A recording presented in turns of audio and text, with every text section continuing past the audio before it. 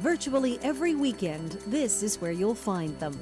The wind in their faces, the road laid out before them, their two hearts running as one.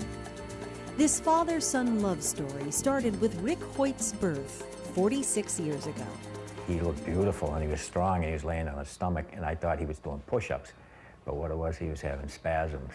The umbilical cord had gotten wrapped around Rick's neck during delivery. The doctors told Dick his son would be a quadriplegic. He'd never walk or talk. They said, forget Rick, put him away, put him in an institution. He's going to be nothing but a vegetable for the rest of his life, And we still haven't figured out what kind of vegetable he is, We thought just the opposite, We said, no, we're going to bring him home and bring him up like any other child.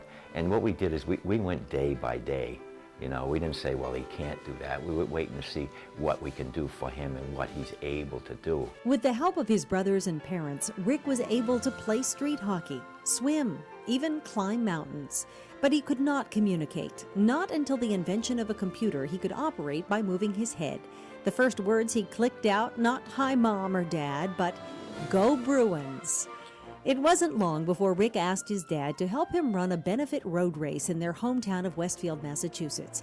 And Rick discovered his passion. He told his dad that when they were running, he didn't feel disabled anymore. He's got that big smile on his face, that's what he's famous for. Because, he is an athlete inside his body. It's just that his arms and his legs won't work. And so I just loan him my arms and legs so he's able to out there and compete. And, he's got this attitude where he wants to win. He doesn't want to just be out there. The only trouble was that when Rick decided he wanted to run, Dick was middle-aged and out of shape. Well, I was 40 years old. I was not a runner. Didn't know how to swim. Hadn't been on a bike since I was 6 years old.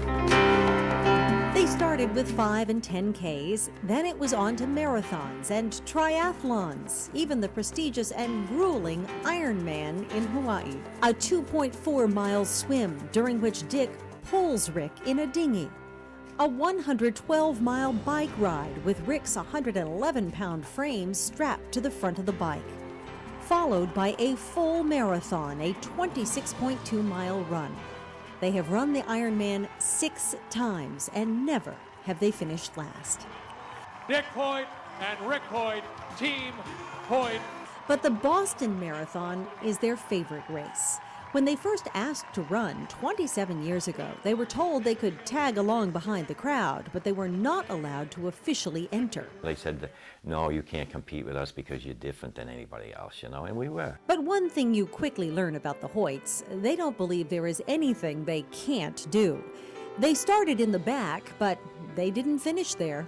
People saw them and were inspired. The Hoyts developed a following along the sidelines. Everybody's out there watching us competing, and they come up to us, a year or two later, and they say, hey, we want to thank you. We saw you guys out there running and doing triathlons. And they said, wow, if they can do it, we can do it too. It's not just for the competing part of it, it's the family part of it, where mothers and fathers say, hey, we saw that, and we're going to start spending more time with our children. We're going to do more as a family.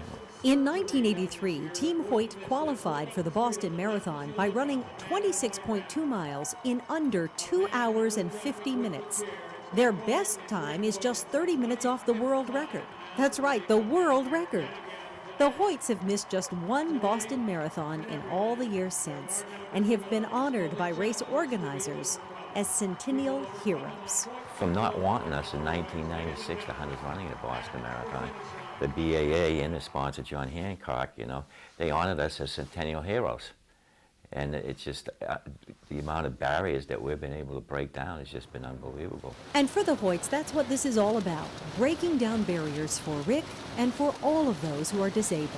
They travel the world doing races and paying for it by sharing their story on the Motivational Speaking Tour. The message I am trying to tell everyone is that disabled people are people too, and just want the opportunity to be included in everyday life. And the message is resonating. We're turning down more speaking engagements than we're doing.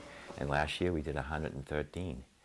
So we're trying to cut back this year. We said I'm only going to do 1 a week, and I'm doing 4 this week. So Rick got his degree in special education from Boston University. He now has his own apartment where he is cared for by healthcare providers, and he's writing a children's book about his life.